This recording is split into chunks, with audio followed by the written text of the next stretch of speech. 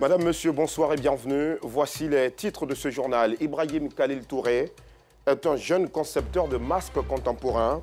Doté d'un talent extraordinaire, ses créations servent à des shootings, des défilés ou même des expositions. Son portrait en début de journal. C'était très attendu ces dernières semaines et c'est maintenant chose faite. Le Parlement kényan a approuvé le déploiement de 903 soldats dans le cadre d'une force régionale est-africaine. L'idée est de stabiliser l'Est de la République démocratique du Congo. Voilà pour le sommaire. Comme annoncé, commençons tout de suite par le portrait d'Ibrahim Khalil Touré.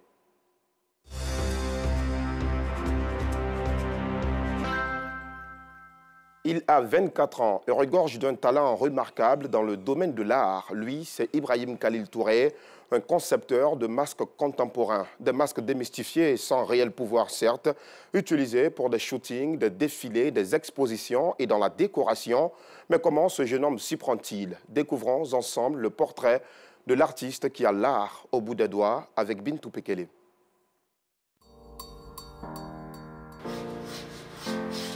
Ibrahim Khalil est artiste. Sa spécialité, la création de masques contemporains. C'est venu comme ça, je me suis dit, mais bon, on a nos masques africains, mais on les néglige. Et les masques qu'on a l'habitude de voir sont des masques sacrés, sont des masques de nos villages. Et on n'a pas l'occasion de les toucher, on n'a pas l'occasion de le voir. Du coup, j'ai décidé de créer des masques contemporains. Voilà, pour essayer de rentrer dans un contexte afro-futuriste. Le concept afro-futuriste lui permet de faire voyager son art. D'abord, il dessine les motifs sur du papier et chaque masque a une identité. J'ai juste fait des motifs, disons, bogolans, africains, contemporains. Celui-là, il représente un peu le guide, un sage. On peut enlever le volet masque, mais je les utilise comme des visages sur lesquels je peux véhiculer les messages des temps modernes, c'est-à-dire de ce qu'on vit là actuellement et aussi éduquer les gens avec cela. Parce que chaque masque représente une personne, chaque masque est une identité, chaque masque a son nom, chaque masque a son message à véhiculer. Son objectif, démystifier les masques, les rendre accessibles et conquérir le monde. Je regarde un masque ancestral et j'essaie de m'inspirer de ce masque ancestral-là pour créer un masque contemporain. Je pense que ça peut au moins accrocher, ça peut être captivant, surtout avec une couleur que je souhaite ou bien des motifs que je souhaite. Et les motifs, ça dépend. Ça peut être un motif que tout le monde connaît. Ce dessin prendra forme sur du bois par la suite chez le sculpteur. Destination, commune de Yopougon. Quartier cité Ado. C'est ici que le jeune artiste matérialise ses modèles de masques. Connu de ses sculpteurs, ils prennent le temps de reproduire textuellement la commande. C'est un masque dent. Ce masque dent-là se fait avec un morceau de bois de 35 cm. Voilà. Je passe par le visage. Une fois que je donne le visage, je sais maintenant où sont positionnés les yeux et la bouche. Ensuite, je renverse le morceau de bois là où le masque doit se positionner sur la face de l'homme. Il peut venir nous dire, bon, monsieur Roger, taillez le masque dent, mais j'aimerais que vous mettiez les petites cornes sur la face, ou bien vous faites des designs d'abord à partir du bois brut. Parce que lui sait quelle couleur il va mettre et quelle construction il va mettre dessus. C'est comme ça que nous travaillons. Le premier résultat passera par le ponçage. Mais ce n'est que le début du processus de création des masques d'Ibrahim. Le retour à la palmeraie. L'artiste personnalise ses têtes de bois. Je suis en train de faire le contour des yeux.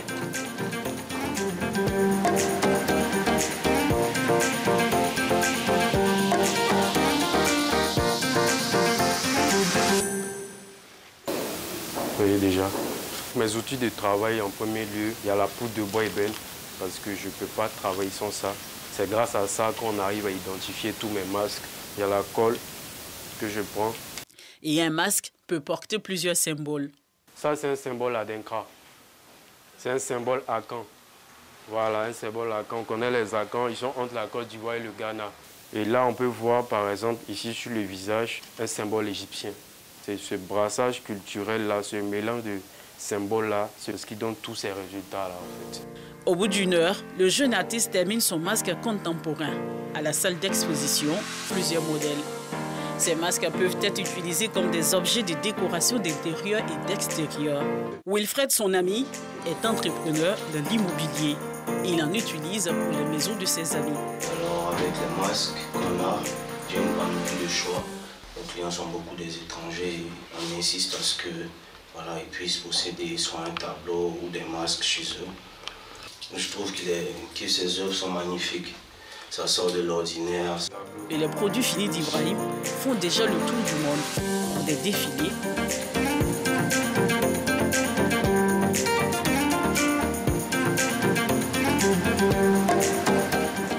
mais aussi pour des expositions.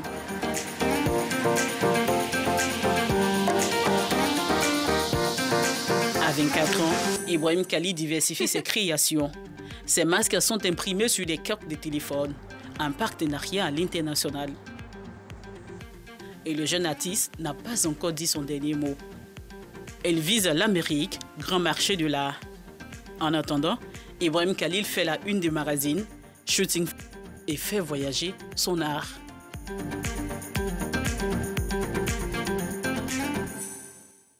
Il y a bien à manger et à boire en Afrique. Félicitations à Ibrahim Khalil Touré pour la promotion de l'art et de la culture africaine. À quelques semaines de la fin de l'année, les grandes surfaces sont bien achalandées. C'est l'opportunité d'évaluer les anciens stocks de jouets. À Abidjan, le constat est clair. Les petits vendeurs enregistrent une affluence à l'orée des fêtes, mais c'est beaucoup plus timide dans les grandes surfaces. Yacouba Koulibaly a sillonné le marché des jouets d'Adjamé. Son reportage, nous vous le proposerons dans nos prochaines éditions. Le gaspillage de l'eau dans les lavages auto, au cœur du débat. Il faut une grande quantité pour laver les véhicules. Laver sa voiture en station au jet haute pression consomme 50 litres d'eau, alors qu'un lavage au rouleau consomme 170 litres. Comment les gérants de lavage automobile parviennent-ils à amortir les charges, après surtout le règlement des coûts excessifs de certaines factures d'eau? La réponse dans ce sujet que nous propose Yacouba Koulibaly et Afisiata Karamoko. Quartier Sikoji Sojefia, commune de Yopougon. Avant de rincer le véhicule d'un client, Franck Arnaud, responsable d'un point de lavage automobile, sort un catcheur électrique, le connecte au compteur d'eau et à une prise électrique. Un appareil qui, selon lui, permet d'éviter le gaspillage d'eau. On est obligé de recueillir l'eau et d'avoir un appareil qui est le catcheur que vous voyez là pour pouvoir recueillir l'eau, pour pouvoir plus travailler. Parce que quand tu as un appareil comme ça, tu conserves beaucoup d'eau. Si c'est les tuyaux directs, là, on va gaspiller de l'eau. Ici au quartier Maroc, toujours dans la commune de Yopougon, Jean-Maurice Kodjo, gérant d'un lavage automobile moderne, se contente du coût souvent élevé de la facture d'eau, qui n'est pas toujours favorable à l'amortissement des autres charges. C'est grâce à l'eau qu'on arrive à travailler. Même si souvent les factures sont beaucoup élevées, mais on arrive à s'en sortir en tout cas. On se plaint, mais on n'a pas le choix. En tant que le responsable, je les suis. Ne pas qu'ils utilisent beaucoup d'eau. Souvent, quand on veut laver la voiture, les lavages autour, les factures viennent chaque mois. C'est différent de la maison. C'est souvent difficile quand tu payes la facture de s'en sortir. Mais après ça, on arrive à gérer d'autres charges. Kwasi Conan, un client de notre lavage automobile, propose une solution pour la bonne gestion de l'eau. Il faut faire une petite formation, ou bien s'il y a des éléments adéquats pour permettre à ces personnes d'utiliser l'eau. L'eau constitue une matière indispensable aux activités de lavage automobile. Pour minimiser les dépenses liées à la facture d'eau dans les lavages automobiles, nombreux sont les gérants qui utilisent un catcheur. Dans la Maraoué, allons à la découverte du village de Goumfla, dans le département de Goïtafla. La modernité et sa vague d'infrastructures de taille sont arrivées à Goumfla, faisant de ce village un village moderne. Mais derrière ce vent de progrès se cache la mutuelle de développement du village. Elle souhaite d'ailleurs que Goumfla soit érigée en sous-préfecture. Théodore Zouzou, Clément Boko. Des lampadaires jonchant la voie, comme pour dire l'électrification des villages dans le département de Goïtafla est à 100%. Puis l'on est emporté par une architecture agréable au regard. C'est celle du lycée du village de Goumfla qui fait la fierté des populations. Nos enfants partaient à Goïtafla, là-bas les jeunes filles sortaient avec beaucoup de grossesse. Et maintenant que nous vivons à la maison avec nos enfants, filles comme garçons, nous nous occupons mieux d'eux et on a vu que les résultats sont bons en fin d'année. Donc nous sommes très contents de ce collège. Maintenant, là, les enfants restent ici. au sein du village pour fréquenter. Du CP1 jusqu'au CM2 et aller en 6e. Donc les élèves sont ici maintenant. Avant, les élèves partaient à Goïtafla, zone là. Mais il n'y en a plus ça. Je suis fier de mon village. À cet établissement secondaire s'ajoutent bien d'autres infrastructures scolaires. Des logements pour tous les enseignants du lycée, un groupe scolaire, plus une maternelle, tous dotés également de logements de maîtres avec l'électricité et une adduction en eau potable. Dans les villages, ce que nous recherchons généralement, c'est un bon logement, de l'eau courante, voilà, et puis de l'électricité. Nous avons ça ici. Donc nous n'avons pas à nous en plaindre. Nous sommes heureux. Situé à 16 km de Goïtafla, chef-lieu de département, sur la voie menant à la sous-préfecture de Iriefla, Gonfla a un marché construit et un supermarché attendant son ouverture. Les commerçantes venues vendre ce samedi, qui n'est pas le jour du marché du village, avouent que ces changements leur sont bénéfiques. Aujourd'hui, on a les hangars, la pluie ne nous touche pas, le soleil aussi ne nous touche pas. Vraiment, on est très heureuse. Avant, je vendais à terre, dans la boue. Quand il y a plu, il y a la boue. Mais maintenant, je ne vends plus à terre, je suis propre. Près de ce marché se trouve un hangar moderne avec des bancs où des hommes et des femmes peuvent attendre l'arrivée d'un moyen de transport. C'est la gare routière du village. La pluie ne nous touche pas, aussi le soleil ne nous touche pas, les soleil ne nous touche pas.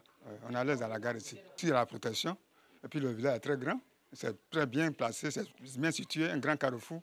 Donc même si on a faim, on peut se procurer de la nourriture. Gonfla a déjà un poste de la gendarmerie nationale. Un bâtiment administratif et une résidence sont prêts pour accueillir un éventuel sous-préfet. Toutes ces œuvres sont pour les villages voisins des exemples à copier. Quand je vois les infrastructures à Gonfla, en tout cas, je suis ému. Et bon, je dis aujourd'hui à mes parents d'Abidjan que c'est avec l'union qu'il y a aujourd'hui l'école et le collège ici. De faire autant pour que le village puisse avancer. Le village de Gonfla possède un lieu de culte.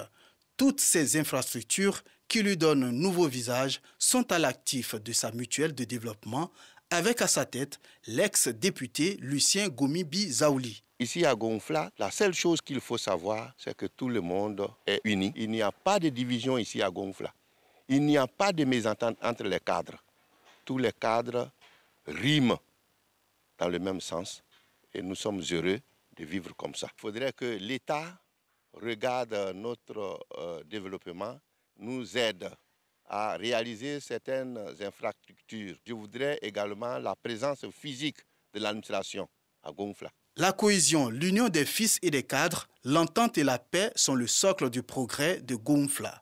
Un village qui aspire faire partir des plus belles contrées de la région de la Marawi avec un plan d'insertion de sa jeunesse déjà conçu pour le bonheur de ses populations.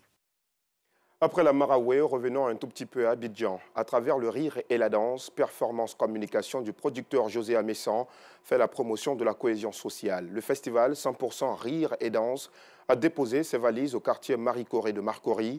Les activités ont porté essentiellement sur les valeurs de solidarité, d'entraide, de fraternité et de cohésion sociale.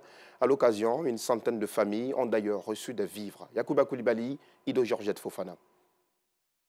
Fatim Traoré et ses voisines du quartier Marie-Corée de la commune de Makori prennent des nouvelles des différentes familles du quartier.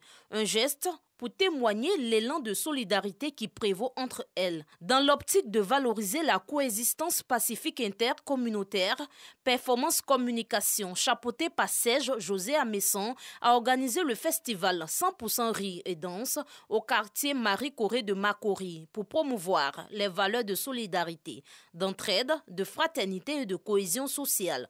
Le message, c'est de demander à tous les partenaires, aux hommes, aux femmes de bonne volonté, de nous accompagner. Parce qu'aujourd'hui, nous avons décidé de penser à 100 familles de la commune de Marcory, répertoriées dans tous les autres quartiers de Marcory, qui ont reçu donc ces kits alimentaires, c'est donc des dons en vivres. Nous voulons en faire plus, passer à 200, 300, voire même 500. Une initiative saluée par l'honorable Marcel Ndri, représentant le parrain, le doyen de la dite communauté et les partenaires. J'interpelle la population à l'union, à la fraternité surtout. Voilà. Parce que ce sont des valeurs qui peuvent nous faire avancer, ce sont des valeurs qui peuvent apporter le développement. Et c'est à partir de ces valeurs-là, je pense qu'on pourra partager beaucoup de choses ensemble. Ça me fait trop plaisir parce que chaque année, je demandais aux organisations, aux mots et autres, pour venir animer. Mais cette fois-ci, je n'ai pas trop tapé, ils sont venus d'eux-mêmes. Et je suis content, je remercie, je voulais que ça soit renouvelé. Ce festival me fait trop plaisir. Tout ce qui est élan de solidarité, de partage, de fraternité, voilà, nous acceptons d'associer notre image à ce genre d'événements. Je suis très contente. Avec la vie qui est devenue chère, vraiment on ne s'attendait pas à ça. On est très contents. On dit vraiment merci. Le festival 100% Rire et Danse, qui s'est tenu sur 2 jours, est à sa première édition. Le responsable de performance communication, Serge José Amessan, envisage la réhabilitation d'un centre de santé communautaire et la réhabilitation des écoles pour le bonheur des populations. De 1885, date de la délimitation des frontières africaines par les colons à aujourd'hui, c'est l'une des rares résolutions dans la gestion des frontières sur le continent. Après une année de conclave et de concertation, le comité chargé de l'élaboration de la politique nationale de gestion intégrée des frontières de Côte d'Ivoire rend le résultat de son travail. 2 jours durant, les experts et acteurs frontaliers se réunissent à Grand-Bassam pour valider le document final. Les détails de cet atelier avec Clément Boko. La Côte d'Ivoire se dote d'un plan d'action pour une gestion intégrée de ses frontières. Le document faisant office de boussole est présenté ce jour pour validation avec les acteurs concernés. Cet atelier traduit une volonté collective de la grande famille que nous constituons désormais des acteurs frontaliers de doter notre pays d'un outil. Un outil à partir duquel nous allons cadrer, piloter l'ensemble des activités à nos frontières afin de résoudre toutes les problématiques que nous avons décelées au cours du diagnostic. La conception de ce document, qui a duré 1 an, comporte 6 étapes et va s'exécuter sur une période de 10 ans à compter de 2023. C'est un sentiment de joie, de fierté pour le travail accompli depuis 1 an. C'est l'une des commissions, qui a été installée, la dernière, pratiquement dans la sous-région. Et cette commission a travaillé avec beaucoup d'efficacité. Et c'est pourquoi nous voulons saluer l'expertise du secrétaire exécutif et de toute son équipe pour le travail qui a été abattu en si peu de temps et qui a permis, n'est-ce pas, d'élaborer cette politique nationale. Les partenaires au développement qui ont appuyé ce projet, à savoir l'Allemagne, la Suisse, le PNUD, le programme Frontières de l'Union africaine, fondent beaucoup d'espoir quant à sa mise en œuvre. Les frontières en Afrique, la source, c'est la conférence de Berlin du 19e siècle par des colons. Et on n'a pas trop changé après l'indépendance. Les frontières, on les respecte, mais gérer les frontières en contact toujours avec les voisins et aussi la population transfrontalière, c'est important. Avec ce plan d'action, la Côte d'Ivoire va adresser les problèmes liés à l'extrémisme violent, la matérialisation et la démarcation des frontières et diverses problématiques liées à la spécificité des zones frontalières. Allez, ne sortons pas des frontières ivoiriennes, il fait bon vivre ici. Restons pour parler de football. La Côte d'Ivoire a abrité du 7 au 9 novembre dernier une session de formation dénommée FIFA for School, un séminaire pour partager les bases du football aux enfants scolarisés. À la clôture de ce programme, les acteurs du football national se sont réunis à Solbeni, comme nous le montre Jean-Sylvain Rissot. Les membres du comité exécutif de la Fédération ivoirienne de football, ceux de la direction technique nationale, les représentants des ministères de l'Éducation nationale et de l'alphabétisation, des sports, du Conseil économique et social, environnemental et culturel, le directeur général de l'OASU, tous étaient présents à Solbeni pour la clôture de la session de formation du projet FIFA for School, piloté par la Malienne Fatoumata Sossidibé. Le programme Football for School, on a lancé en Côte d'Ivoire aujourd'hui, mais aussi pour atteindre presque 6 millions d'enfants qui sont en âge scolaire. À ces enfants, on ne sait pas, le futur champion du monde va venir ici, peut-être au niveau de l'équipe nationale de la Côte d'Ivoire.